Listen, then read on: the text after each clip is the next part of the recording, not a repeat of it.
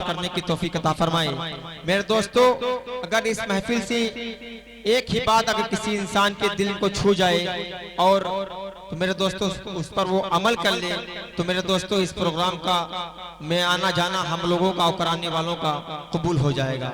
बहरहाल ज्यादा तमहीद न बांधते हुए मैं खिताबत के मैदान में कदम रखता हूँ और बड़े अदब के साथ हजरत वाला से गुजारिश करता हूँ, उनकी शान में बस इतना कहूँगा कि तारुफ में मैं बस इतना कहूँगा कि तारुफ के जुमले जहाँ जाकर छोटे पड़ जाया करते हैं तब उस शख्सियत का नाम बड़े अदब के साथ लिया जाता है। हजरत मौलाना मुफ्ती हसन हामिदी तंबोरी साहब, जो इस वक्त मैं उनसे गुजारिश करता हूँ कि हजरत तशरीफ लाएं, अपनी ईमानी इरफानी हक्कानी तकरीर से ख्वाबेदा कौम को बेदार करें।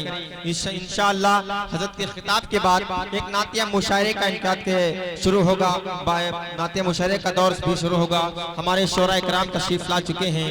मैं बड़े अदब के साथ हजरत से गुजारिश करता हूँ कि हजरत तशरीफ लाएं, अपनी ईमानी इरफानी हक्कानी तकरीर से ख्वाबेदा कौम को बेदार करें। हजरत वाले का 4 मिसरों के साथ इस्तकबाल है कि दिलों में जुस्तजू बढ़ती है और तनवीर बढ़ती, दिलों में जुस्तजू बढ़ती है और तनवीर होती है, सभी मुर्दा दिलों की जिंदगी तहरीर होती है, दलाइल जब भी देते हैं तो अक्लें दंग रहती हैं, हमारे शेख की कुछ इस तरह तकरीर होती है। हजरत वाला अस्सलामु अलैकुम व रहमतुल्लाहि व बरकातुहू। अल्हम्दुलिल्लाहि वहदा वस्सलातु वस्सलामु अला मन ला नबिय्य बअदा, अम्मा बअद, फ़अऊज़ु बिल्लाहि मिनश शैतानिर रजीम, बिस्मिल्लाहिर रहमानिर रहीम। वब्तग़ी फ़ीमा आताकल्लाहु दारल आखिरह वला तंस नसीबक मिनद दुनिया व अहसिन कमा अहसनल्लाहु इलैक वला तबग़िल फ़साद फ़िल अर्ज़ इन्नल्लाहा ला युहिब्बुल मुफ़्सिदीन। सदक़ल्लाहुल अज़ीम व सदक़ रसूलुहुन नबिय्युल करीम व नहनु अला ज़ालिका लमिनश शाहिदीन व शाकिरीन वल्हम्दुलिल्लाहि रब्बिल आलमीन। डाइस पर तशरीफ़ फरमा शोराए कराम और मुहतरम सामईन, रब्बुल आलमीन का बहुत बड़ा फ़ज़ल व करम कि अल्लाह ताला ने एक दीनी जलसे के इनेकाद की तौफ़ीक़ मरहमत फरमाई। वक्त काफ़ी हो गया है, इसके बाद आपको नातिया मुशायरा भी सुनना है, लेकिन आपके सामने चूँकि हुक्म हुआ है और जिस तरीक़े से मेरे बारे में कहा गया मुझ में ऐसी कोई बात नहीं है, बस ये हज़रत मौलाना इलियास अरकम साहब की नज़रे करम है कि उन्होंने मुझे इस लायक समझा और इस जलसे के अंदर उन्होंने दावत दी और मैं उनकी दावत पे आया। अल्लाह से दुआ है कि रब्बुल आलमीन हमें सही और सच्ची बात कहने और सुनने से ज़्यादा हम सबको उस पर अमल करने की तौफ़ीक़ मरहमत फरमाए।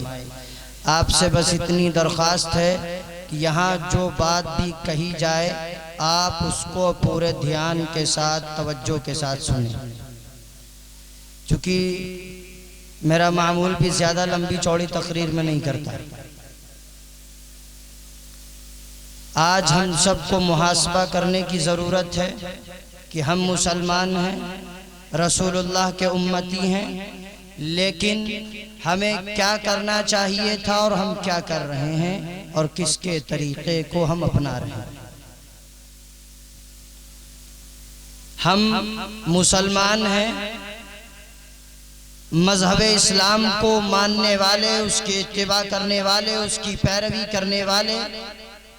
हम देखें कि इस्लाम ने हमसे किन मुतालबात को रखा है,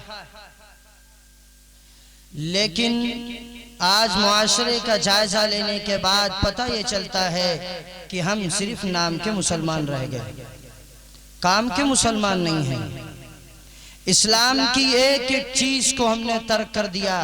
यही वजह है कि आज गैर कौम को ये कहने का मौका मिला, उसने कुरान का इनकार किया और रसूलुल्लाह का भी इनकार किया।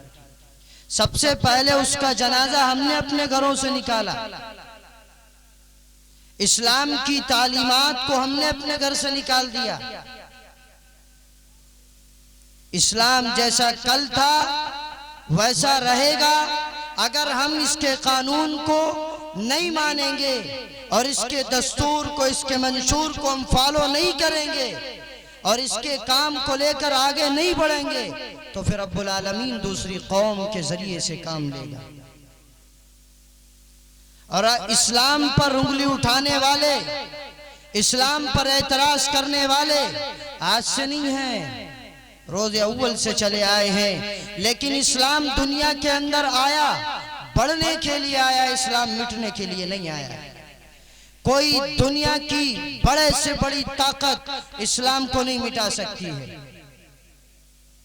लेकिन हमें अपने जिंदगी के उमूर को इस्लाम की रोशनी में हल करना है। हमें देखना है कि इस्लाम ने हम पर क्या हुक्म आयत फरमाए। इस्लाम ने जो हम पर हुकूक आयत फरमाए वो 5 शोबों से मुताल्लिक है। कितने शोबों से मुताल्लिक हैं? 5 शोबों से। अकाईद, इबादात, मुआमिलात, मुआशरत और इखलाक। इस्लाम इन 5 चीजों से मुकम्मल होगा। तो लिहाजा सबसे पहले हमारा अकीदा दुरुस्त होना चाहिए कि इस्लाम के बुनियादी अकाईद कितने हैं, हम अपने अकीदे को संवारें। मुख्तसर अर्ज करते हैं कि इस्लाम के बुनियादी अकाईद 3 हैं। सबसे पहला अकीदा है तौहीद का, कि हमारा खालिक, हमारा मालिक, हमारा राज़िक अल्लाह है। वो हमारा खालिक है, हम उसकी मखलूक। वो हमारा राज़िक है, हम उसकी मरज़ूक है। वो हमारा मालिक है, हम उसकी ममलूक है। हर चीज अल्लाह के हुक्म के ताबे है। इसका यकीन हमें अपने दिलों में बैठाना है।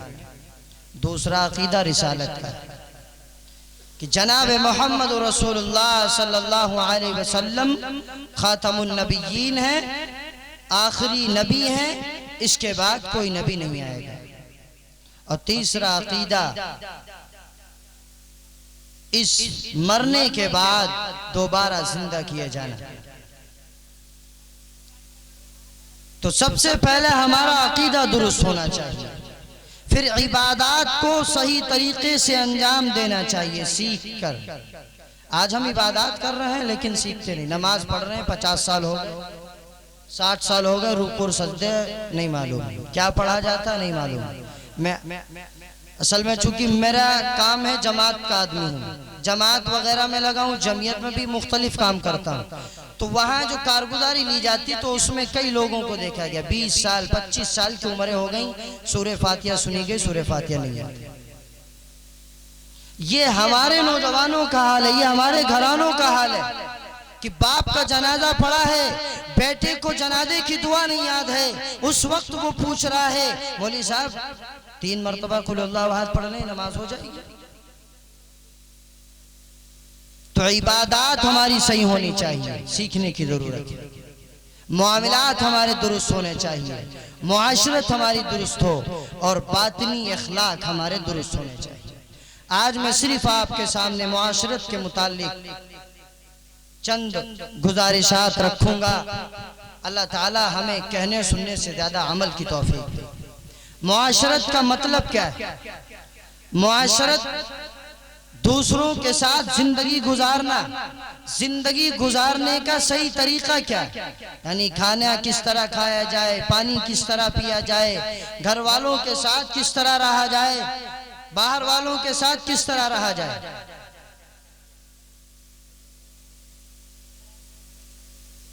हजरत मौलाना अशरफ अली थानवी नवरल्लाहु मरकदहु फरमाया करते थे कि आज मुआशरत को हमने बिल्कुल निकाल दिया,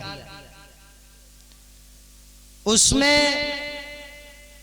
दीन के अमल दखल को हम कबूल नहीं करते। हत्ता कि बहुत से लोग सौम व सलात के पाबंद हैं, नमाज रोजे के पाबंद हैं, लेकिन इनकी मुआशरत गड़बड़ है, जिसकी वजह से उनका दीन नामुकम्मल है, इस्लाम नामुकम्मल है। बल्कि हमें इसको सीखने की जरूरत है। हुजूर पाक अलैहिस्सलातु वस्सलाम ने अल्लाह तबारक व तआला की जो तालीमात हैं हमें उसको जानना है, सीखना है और उस पर हम सबको अमल करना है। अल्लामा नबवी रहिमहुल्लाह ने सबसे पहला बाब खाने के मुताल्लिक कायम फरमाया। हुजूर पाक अलैहिस्सलातु वस्सलाम ने जिस तरीके से जिंदगी के हर शोबे, हर महाज पर, हर मोड़ पर अपनी उम्मत को अहम तालीमात अता फरमाई हैं, वहीं खाने के बारे में भी आपने उम्मत को अहम तालीमात अता फरमाई। इसीलिए तो मुशरिक कहा करते थे, एतराज करते थे। हजरत सलमान फारसी रज़ियल्लाहु ताला अन्हु से एतराज किया कि इन्नी अरा साहिबुकुम युअल्लिमुकुम कुल्ला शैइन हत्तल खिराआती, कि मैं देखता हूं कि तुम्हारे नबी तुमको हर चीज सिखलाते हैं, यहाँ तक कि वो पेशाब पाखाने का तरीका भी सिखलाते हैं। उसने ये बतौर एतराज किया कि ये भी कोई सिखलाने की चीज है, पेशाब पाखाना क़ज़ाए हाजत का तरीका बतलाने की कोई चीज है। हजरत सलमान फारसी रज़ियल्लाहु ताला अन्हु ने फरमाया कि हमारे लिए ये काबिल फख्र बात है कि हमारे नबी ने हमको दाहिने हाथ से इस्तिंजा करने से मना फरमाया, किबला की जानिब इस्तिंजा करने से मना फरमाया। जिस तरीके से माँ बाप अपने बच्चे को जब छोटा होता है तो उसको हर चीज सिखलाते हैं। इस्तिंजा करने जाए, पेशाब या पाखाना करने जाए तो माँ साथ जाती है, खुद पहले उसको बतलाती है कैसे इस्तिंजा करना है, कैसे पाखाना करना है, ये तरीका सिखलाती है। और अगर माँ बाप इससे गुरेज करे तो फिर औलाद कभी पेशाब पाखाने के सही तरीके से वाकिफ नहीं हो सकती। इससे ज्यादा शफीक और मेहरबान हम सबके आका जनाब मोहम्मद रसूलुल्लाह सल्लल्लाहु अलैहि वसल्लम ने अपनी उम्मत को खाने के ऐसे आदाब और ऐसे तरीके सिखलाए हैं कि अगर उम्मत उन तरीकों को, उन आदाब की रियायत के साथ खाने को खाएगी तो उसका खाना खाना इबादत और बाइस अजर व सवाब बन जाएगा। हजरत अमर बिन अबी सलमा रज़ियल्लाहु ताला अन्हु फरमाते हैं कि मुझसे जनाब मोहम्मद रसूलुल्लाह सल्लल्लाहु अलैहि वसल्लम ने फरमाया कि जब तुम खाना खाओ तो अल्लाह का नाम लो, बिस्मिल्लाह पढ़कर खाना खाओ और दाहिने हाथ से खाना खाओ और प्लेट के उस हिस्से से खाना खाओ जो तुम्हारे ज्यादा करीब है। इसमें तीन आदाब सिखलाए कि सबसे पहले आप अल्लाह का नाम लें, बिस्मिल्लाह पढ़ें, दाहिने हाथ से खाएं और बर्तन के उस हिस्से से खाएं जो तुम्हारे ज्यादा करीब है। हजरत आयशा रज़ियल्लाहु ताला अन्हा ने फरमाया, नबी पाक अलैहिस्सलातु वस्सलाम फरमाते कि जब खाना खाओ तो अल्लाह का नाम लो, अगर भूल जाओ, शुरू में अल्लाह का नाम लेना भूल जाओ तो दरमियान के अंदर जब भी आपको खाने के दौरान याद आ जाए तो फौरन बिस्मिल्लाहि अव्वलहु आखिरहु पढ़ लो कि मैं अल्लाह के नाम से शुरू करता हूँ, शुरू में भी और आखिर में भी अल्लाह का नाम है। हुजूर पाक अलैहिस्सलातु वस्सलाम ने इरशाद फरमाया कि जब इंसान अपने घर के अंदर दाखिल होता है और वो अल्लाह का नाम लेता है तो, और जब खाना खाता है तो अल्लाह का नाम लेता है तो शैतान अपनी जमात को बुला करके उससे कहता है कि तुम्हारे न यहाँ खाने का इंतजाम है, ना तुम्हारे रहने की गुंजाइश है, इसलिए कि जब ये शख्स इस घर के अंदर दाखिल हुआ तो इसने अल्लाह का नाम लिया और जब इसने खाना शुरू किया तो इसने अल्लाह का नाम लिया, लिहाजा अब ना तुम यहाँ कयाम कर सकते हो, ना तुम्हारे ताम का बंदोबस्त है। और जब इंसान घर के अंदर दाखिल होता है अल्लाह का नाम लिए बगैर और खाना शुरू करता है अल्लाह का नाम लिए बगैर, तो शैतान अपनी जमात को मुखातब करता है और कहता है कि सुनो, तुम्हारे क़याम का भी इंतज़ाम हो गया और तुम्हारे रहने का भी इंतज़ाम है, तुम्हारे खाने का भी इंतज़ाम है, इसलिए कि इसने अल्लाह का नाम नहीं लिया, इसने अल्लाह का नाम नहीं लिया। पता ये चला कि जब इंसान अल्लाह का नाम नहीं लेता है, बगैर अल्लाह का नाम लिए हुए काम को शुरू करता है, तो शैतान का अमल दखल हो जाता है। क्या मतलब है शैतान के घर में क़याम का मतलब और ताम का मतलब? उसके अमल दखल का मतलब यह है कि जब वो तुम्हारे घर के अंदर आया तो वो अब तुम्हें तरह तरह से वर्गलाएगा, बहकाएगा, गुनाहों पर आमादा करेगा, नाजायज कामों पर आमादा करेगा, तुम्हारे दिलो दिमाग के अंदर बुरे ख्यालात डालेगा, वसाविस डालेगा, बुरे वहम डालेगा। आज हमारे घर के अंदर झगड़े क्यों हो रहे हैं?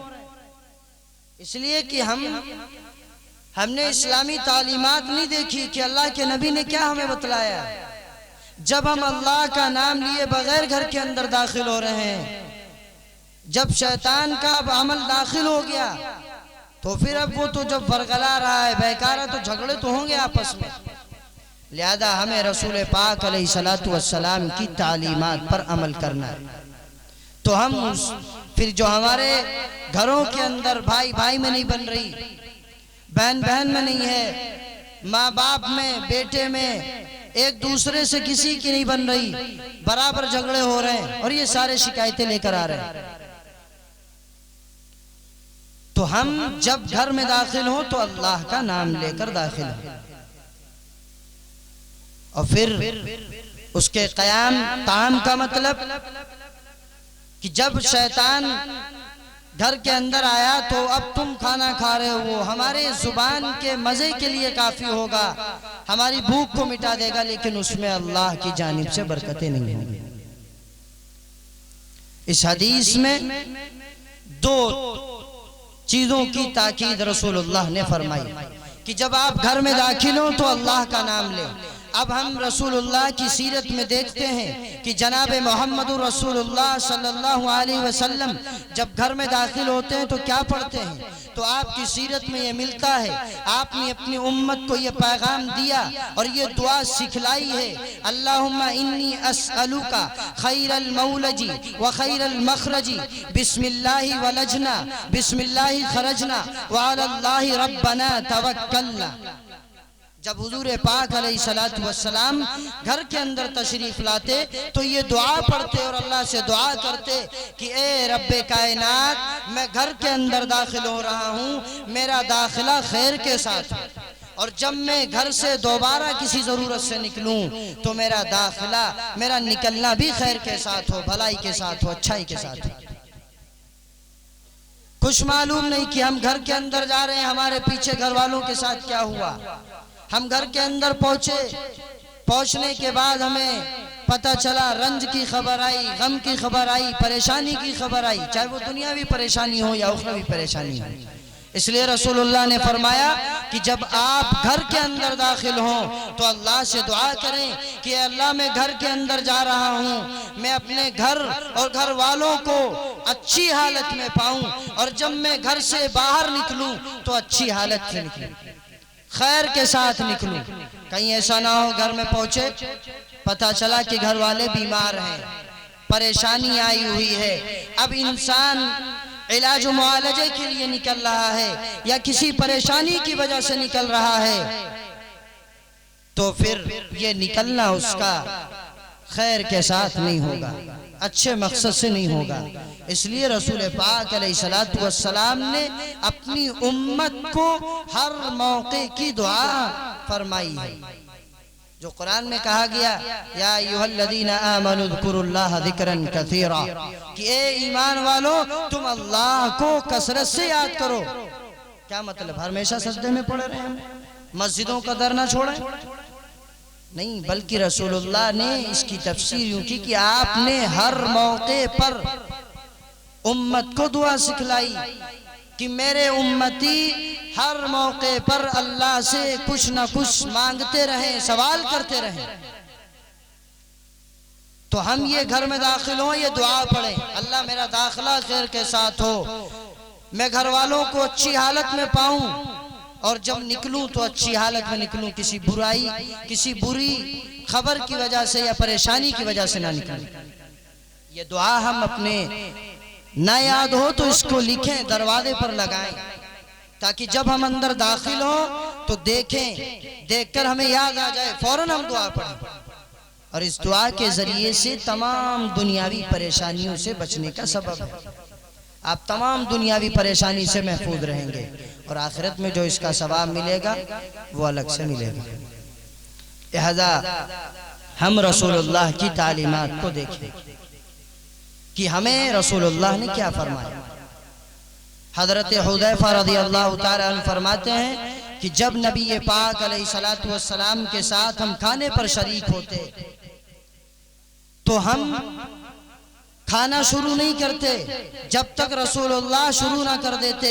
मैं आपका इंतजार करता था, जब रसूलुल्लाह खाने की तरफ हाथ बढ़ाते उस वक्त हम लोग खाना शुरू फरमाते थे।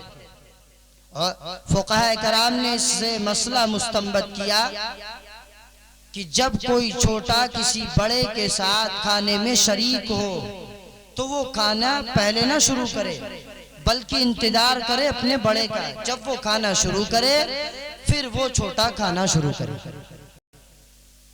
और हजरत हुदैफा ही रावी फरमाते हैं कि एक मर्तबा मैं खाने पे शरीक था हुजूर पाक अलैहिस्सलातु वस्सलाम के साथ। इतने में एक मासूम सी छोटी सी बच्ची दौड़ती हुई आई। वो भूख से बेताब थी, परेशान थी, शिद्दत की भूख लगी हुई थी और वो आते ही खाने की तरफ हाथ बढ़ाना चाहा। जनाब रसूलुल्लाह सल्लल्लाहु अलैहि वसल्लम ने उसको अपने हाथ से रोक दिया और उसका हाथ पकड़ लिया। फिर थोड़ी देर के बाद एक देहाती आता है, वो भी भूख से बेताब है, वो भी खाने की तरफ लपकता है।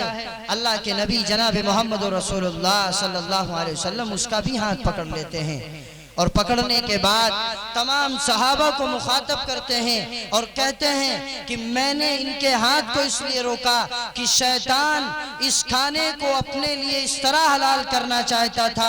वो उसने बच्ची के जरिए से खाना हलाल करना चाहा, मैंने उसके हाथ को पकड़ा। वो उसने देहाती के जरिए से खाने को हलाल करना चाहा, मैंने उसके हाथ को रोक लिया। खुदा की कसम शैतान का हाथ उस बच्ची के हाथ के साथ मेरे हाथ में था। तो इससे पता चला कि जब बड़े मौजूद हों और छोटे बच्चे खाना खा रहे हों तो अब उनका फरीजा यह है कि जब बच्चा बगैर बिस्मिल्लाह के या इस्लामी आदाब की रियायत के बगैर खाना खाता है तो फौरन उसको मुतनब्बा करें, फौरन रोकें उसको। और हो तो हम हाथ उसका पकड़ ले, नहीं पहले बिस्मिल्लाह करो, अल्लाह का नाम लो। अगर हाथ नहीं धुला हाथ धुलवाएं, दस्तरखान लगवाएं कि खाना इस तरीके से खाना है, खाना इस तरीके से खाना। तो ये मसला मुस्तंबत किया। तो हम सब हुजूर पाक अलैहिस्सलातु वस्सलाम की तालीमात को देखें कि आप अलैहिस्सलातु वस्सलाम ने अपनी उम्मत को क्या तालीमात अता फरमाई। इन तमाम हदीस को सामने रखकर ये बात सामने आती है कि जब इंसान खाना शुरू करे या कोई और काम शुरू करे तो अल्लाह का नाम लेकर शुरू करे। खाना शुरू कर रहा है कहने के लिए बड़ी आसान बात है कि हमने बिस्मिल्लाह के जरिए से खाना शुरू किया, लेकिन अगर थोड़ा सा गौर करोगे तो ये इतनी अजीम इबादत है कि इस बिस्मिल्लाह के जरिए से ये खाना इबादत और बाइसे अजर व सवाब बनता है।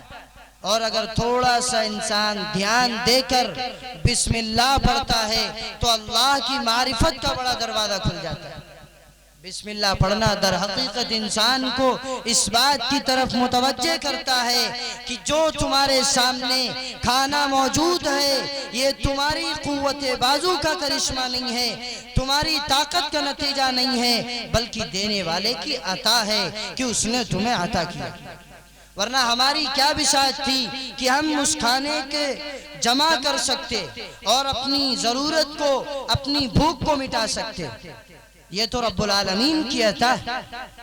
आप गौर करें कि वो लुकमा हम उठाते हैं, सेकंडों के अंदर दांत से चबाकर पेट के अंदर ले जाते हैं, लेकिन जरा गौर करें कि उस लुकमे को जो तुम तक आया है, दुनिया की कायनात की कितनी कुव्वतें और मेहनतें सर्फ हुई हैं इसके लिए कि काश्तकार ने उस दाने को बोने के लिए जमीन को हमवार किया, फिर उसके बाद उसमें दाने को डाला, दाना डालने के बाद उसने पानी लगाया, पानी लगाने के बाद उस पर हवाएं चली, फिर आसमान से बारिशें बरसी, सूरज की किरणें पड़ी, फिर जमीन को फाड़कर एक कोपल निकलता है इतना मामूली सा कि अगर उसको कोई बच्चा पकड़ ले तो वो टूट जाए, लेकिन वो जमीन जैसी सख्त चीज को फाड़ कर आता है, फिर वो पौधा बनता है, पौधा बनने के बाद उसके अंदर बालियां आती हैं, बालियों के बाद उसमें दाने पड़ते हैं, जब वो पक जाते हैं तो फिर काश्तकार उनको काटते हैं, फिर लाकर एक जगह जमा करते हैं, फिर जमा करने के बाद उनको गाहते हैं, फिर मंडियों में पहुंचाते हैं, दुकानों पर आता है, दुकानों पर हम जा करके लेकर आते हैं, फिर अपनी बीवी को लाकर देते हैं, बीवी पकाकर वो खाने हमारे सामने लाकर पेश कर देते हैं। अब जरा गौर करो कि ये दुनिया की जितनी ताकतें लगी, हम इनको एक जगह जमा कर सकते हैं? नहीं जमा कर सकते। क्या हम आसमान से बारिशें बरसा सकते हैं? क्या हम सूरज की रोशनी डाल सकते हैं? या जमीन से हम गल्ले को उगा सकते हैं? इसी को कुरान ने यूं कहा, फराईतुम मा तहरुसूना अअंतुम तज़रऊनहु अम नहनु ज़ारिऊन। जो तुम जमीन के अंदर दाना डालते हो उसको तुम उगाते हो या हम उगाते हैं? तुम चाहे जितनी मेहनतें कर लो, इसको तुम नहीं उगा सकते हो। हम खाने को खाएं, इस इस्तेहजार के साथ खाएं, अल्लाह का शुक्र अदा करते हुए खाने को खाएं और अल्लाह की नेमत का इस्तेहजार करते हुए। मुफ्ती तकी साहब के पीरो मुर्शिद डॉक्टर अब्दुल हई साहब फरमाया करते थे कि दीन दर हकीकत जाविये निगाह की तब्दीली का नाम। इंसान थोड़ा सा जाविया बदले तो यही दुनिया दीन बन जाती है। अब मसलन इंसान खाना बगैर बिस्मिल्लाह के खा लेता, अल्लाह का नाम नहीं लेता, अल्लाह का जिक्र नहीं करता, तो खाने की हद तक काफिर में और हम में कोई फर्क नहीं है। इसलिए कि खाना वो भी खा रहा है, खाना हम भी खा रहे हैं, पेट उसका भर रहा है, पेट हमारा भर रहा है, भूख उसकी मिट रही है, भूख हमारी मिट रही है, तो हम में और उनमें कोई फर्क नहीं रहेगा। खाना जानवर भी खा रहे हैं और खाना हम भी खा रहे हैं, कोई फर्क नहीं रहेगा। लेकिन अगर हम यही जाविया बदलते हैं, तरीका बदलते हैं, अल्लाह की नेमत के इस्तेहजार के साथ उसका नाम लेकर हम खाने को शुरू फरमाते हैं, तो फिर यही हमारा खाना खाना इबादत बन जाएगा। आज हम दीन को मुश्किल समझते हैं कि दीन मुश्किल है, अगर हमें दीनदार बनना है तो हमें मालो दौलत छोड़ना है, दुनिया छोड़ना है, राहत व आराम छोड़ना है, आसाइश छोड़नी है, हर एक चीज छोड़ना है। बल्कि ऐसा नहीं है, ना अल्लाह ने ना रसूलुल्लाह ने हमसे ये मुतालबा नहीं किया कि आप सारी चीजों से कता नजर करके आप मस्जिद में आकर बैठ जाओ और अल्लाह अल्लाह करेंगे। दीन ये तो ईसाई मजहब के अंदर था कि उनके यहाँ अल्लाह का कुर्ब उस वक्त तक हासिल नहीं होता था जब तक वो सारी चीजों, कारोबार, घर बार, हर एक चीज को छोड़कर नहीं आ जाते थे। लेकिन ऐसा नहीं, रसूलुल्लाह ने फरमाया कि आप दुनिया को दीन बना दें। जो भी काम आप करें फौरन अपना जाविये निगाह बदलें। आप तिजारत कर रहे हैं तो आप अपना जाविये निगाह बदलें कि हमारे रसूल ने तिजारत की, हम तिजारत कर रहे हैं, सच्चाई के साथ, अमानतदारी के साथ करते हैं, तो फिर यही दीन बन जाएगा। इसी तरीके से आप खाना खा रहे हैं, अल्लाह का नाम नहीं लेते, तो फिर अब ये दीन नहीं, इसका दीन से कोई ताल्लुक नहीं, ये दुनिया बन गया। लेकिन आप अल्लाह का नाम ले रहे हैं, उसका शुक्र अदा कर रहे हैं, तो फिर ये खाना खाना आपका इबादत बन गया और बाइस अजर व सवाब बन गया। एक वाक़या हज़रत सुलेमान अलैहिस्सलातु वस्सलाम को रब्बुल आलमीन ने पूरी कायनात की बादशाहत अता फरमाई थी, हर एक चीज़ उनके ताबे कर दी थी। हज़रत सुलेमान अलैहिस्सलातु वस्सलाम अल्लाह की बारगाह में पहुँचे और कहा कि ए अल्लाह, मैं आपकी मखलूक की दावत करना चाहता हूँ 1 साल के लिए। अल्लाह ने कहा ये तुम्हारे बस में नहीं है। फिर उन्होंने दरखास्त लगाई कि 1 महीने की इजाज़त दें। अल्लाह ने कहा ये तुम्हारे बस की बात नहीं। फिर उन्होंने इजाज़त लगाई कि हमें आप इजाज़त दें 1 दिन के लिए। फिर अल्लाह ने कहा जाओ, अच्छा देते हैं हम आपको इजाज़त। हज़रत सुलेमान अलैहिस्सलातु वस्सलाम आकर के जिन्नात व इंसान की तमाम अजनास को हुक्म किया कि खाना बनाइए। महीनों तक खाना बनता रहा। दरिया के किनारे दस्तरखान लगा और उस पर खाने को चुन दिया गया। हवा को हुक्म हुआ कि तू इस पे चलती रहे ताकि खाना खराब ना हो। जब कई महीनों के बाद खाना बनकर आ गया, बन गया, तो फिर हजरत सुलेमान अल्लाह की बारगाह में पहुंचे और कहा कि अल्लाह खाना तैयार हो गया, अपनी मखलूक को भेजें। अल्लाह तबारक व तआला ने समंदरी मखलूक में से एक मछली को भेजा और वो मछली आई और कहा सुलेमान, हमने सुना है कि आज आपने दावत की है। तो हजरत सुलेमान कहते आइए नोश फरमाइए। तो उस मछली ने दस्तरखान के एक कोने से शुरुआत की और दूसरे कोने पर खत्म हो गया। फिर उसने कहा कि ये सुलेमान और खाना लाइए। तो हजरत सुलेमान ने मछली से कहा तू तो सारा खा गई, तू तो सारा खा गई। तो मछली ने कहा कि मेहमान की तरफ से मेजबान को यह जवाब नहीं दिया जाता। अल्लाह ने जिस जिन से मुझे पैदा किया है आज तक मैं भूखी ना रही। आज मैं आपकी दावत की वजह से भूखी यहां से जा रही हूं। जिस जिन से अल्लाह ने पैदा किया है हर रोज रब्बुल आलमीन इतना ही खाना हमें 2 मरतबा खिलाता है। हजरत सुलेमान अलैहिस्सलातु वस्सलाम फौरन अल्लाह की बारगाह में सजदा रेज हुए और इस्तिग़फ़ार किया। इसी को कुरान ने कहा वमा मिन दाब्बतिन फिल अर्ज़ इल्ला अलल्लाहि रिज़्क़ुहा। रुए ज़मीन पर चलने वाला कोई भी हो, चाहे इंसान हो, दरिंदे हो, परिंदे हो, हर एक के रिज़्क़ का जिम्मा रब्बुल आलमीन ने ले रखा है। तो हम खाना खाएं तो अल्लाह का नाम लेकर, अल्लाह को याद रखें। लेकिन आज हमारे यहाँ हम खाना खा रहे हैं, घर में बैठे ना दस्तरखान है, ना हम हाथ धुल रहे हैं, ना बच्चों को देख रहे हैं, ना देख रहे हैं कि बीच में बच्चे जिक्र कर रहे हैं या नहीं कर रहे हैं, बस यूं ही हम खाना खाते जा रहे हैं। अगर हम अपने पूरे शब रोज़ को हम दीन बनाना चाहते हैं तो हम अपने ज़ाविये निगाह को बदलें और अल्लाह का नाम लेकर खाने को शुरू फरमाएं। और इसी तरीके से हम जब खाना खा चुके तो फिर रब्बुल अल्लाह के नबी जनाब मोहम्मद रसूलुल्लाह ने हमें एक दुआ सिखाई कि जब आप दस्तरखान उठाएं तो दुआ पढ़ें अल्हम्दुलिल्लाहि हम्दन कसीरन तय्यबन मुबारकन फीह गैर मकफियुन वला मुअद्दियुन वला मुस्तगनन अन्हु रब्बना। ये ऐसी आपने अजीब व गरीब अपनी उम्मत को दुआ अता फरमाई है, ऐसी अजीब व गरीब कि इंसान को जब किसी चीज की जरूरत होती है तो उसके लिए बेताब होता है, शदीद जरूरत हो, बेताब होता है, बेचैन होता है। लेकिन जब उसको वो नेमत मिल जाए और पूरा हो जाए उसका काम और दिल भर जाए तो फौरन इंसान के सामने जब वो रखी जाए तो इंसान का दिल नफरत करता है, देखना गवारा नहीं करता। मसलन आदमी के भूख लगी है, खाने की बड़ी तलब है, अब वो खाना को तलाश कर रहा है कि खाना कहाँ मिले कहाँ मिले। जब उसको खाना मिल जाए और खूब कायदे से वो शकमशेर हो ले, पेट भर कर खा ले, फिर वही खाना उसके सामने लेकर आओ तो वो नफरत सी होती है दिल के अंदर कि हटाओ इसको, पेट भर गया है। तो अल्लाह के नबी ने अपनी उम्मत को ये तालीम दी कि कहीं इस नफरत के नतीजे में अल्लाह के रिज़्क़ की ना कदरी और ना शुक्री ना हो, बल्कि उस वक्त तुम ये दुआ मांगो कि ए अल्लाह मैं इस दस्तरखान को, इस खाने को उठा रहा हूँ तो ऐसा नहीं है कि मैं इसका कदरदान नहीं हूँ, बल्कि मैं इसका कदरदान हूँ। इस खाने ने मेरी भूख को मिटाया, मुझे इसके जरिए से जायका और लज्जत मिली और मैं इससे बेनियाज नहीं हूँ और बेनियाज हो भी नहीं सकता हूँ और दोबारा हमें इसकी जरूरत पड़ेगी। या आपने अपनी उम्मत को दुआ सिखलाई।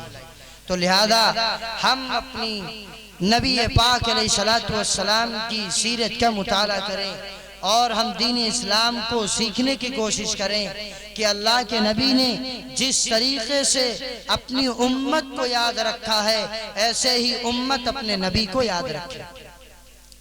एक सहाबी, बस मुख्तसर, एक सहाबी जनाब मोहम्मद रसूलुल्लाह सल्लल्लाहु अलैहि वसल्लम की हालत को बयान फरमाते हैं। कान नबी सल्लल्लाहु अलैहि वसल्लम मुतवासिल अल-अहज़ान दाइमल फिक्र, कि जब भी फरमाते हैं कि मैं रसूलुल्लाह को देखता हूं तो आप किसी गम के अंदर, परेशानी के अंदर मुब्तला है। तो उलमा ने लिखा कि ये गम, ये परेशानी किसी और चीज की नहीं थी कि तिजारत बढ़ जाए, मालो दौलत बढ़ जाए, असबाब बढ़ जाए, इज्जतें बढ़ जाएं, बल्कि ये गम जो था अपनी उम्मत का था कि मेरी उम्मत किस तरीके से जहन्नम के रास्ते से बचकर जन्नत के रास्ते पर जाने वाली बन जाए। कुर्बान जाओ अपने नबी पर कि उसने अपनी उम्मत को एक एक चीज सिखलाया है, एक एक चीज बतलाई है। हर मोड़ पर, हर मुहाज पर, हर शोबे के मुतालिक जनाब मोहम्मद रसूलुल्लाह ने अपनी उम्मत की रहनुमाई फरमाई है। बस जरूरत है हमें इस बात की कि हमें पढ़ना है, हमें सीखना है। आपके गांव के अंदर माशाअल्लाह हजरत मौलाना इलियास अरकम साहब पढ़ाते हैं। हम वक्त निकालें, खाने पीने की सुन्नतें, सोने जागने की सुन्नतें, घर में जाने का तरीका, निकलने का तरीका, पूरी मुआशरत को सीखें। इतना वक्त भी नहीं, तो हम सब ये सीखें, हर एक की जरूरत है। यही वजह है कि आज हम सब हर चीज सीख रहे हैं लेकिन दीन सीखने का हमारे पास टाइम नहीं है। तो हम सब टाइम निकालें और मेहनत करें और दीन को सीखें। अल्लाह ताला हम सबको कहने सुनने से ज्यादा अमल की तौफीक मरहमत फरमाए। व आखिर दावाना अनिल हम्दुलिल्लाहि रब्बिल आलमीन।